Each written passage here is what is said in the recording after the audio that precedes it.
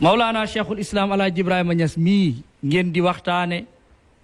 boole kook Cheikh Omar benn waxtaan ngeen def lu rafet muy baatin bu rëy ci yoonu Tijaan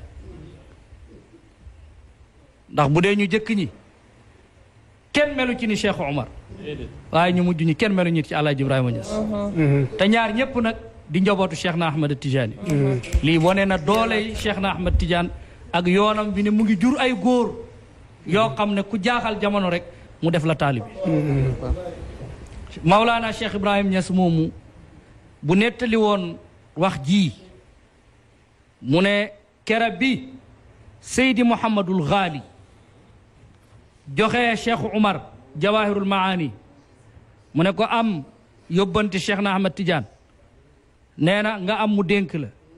mu ne ko ba kañ mu ne ko ba yowmal qiyaamati bàyyi nee na bésub keroog la mbootum tariqa bi dugg ci biir ñun nit ñu ñuul ñi te dootul génn ba pencum yàlla macha allah moo tax am alhamdulilah am nañ cër bu rëy ci tariqa bi boo xam ne wax dëgg yàlla sax ay nit dëkk nañ ca Maroc te amuñ ko ay nit dëkk nañ ca Algérie te amuñ ko te alhamdulilah ñun yàlla mu ngi ñu ko may loolu mbóot mooma la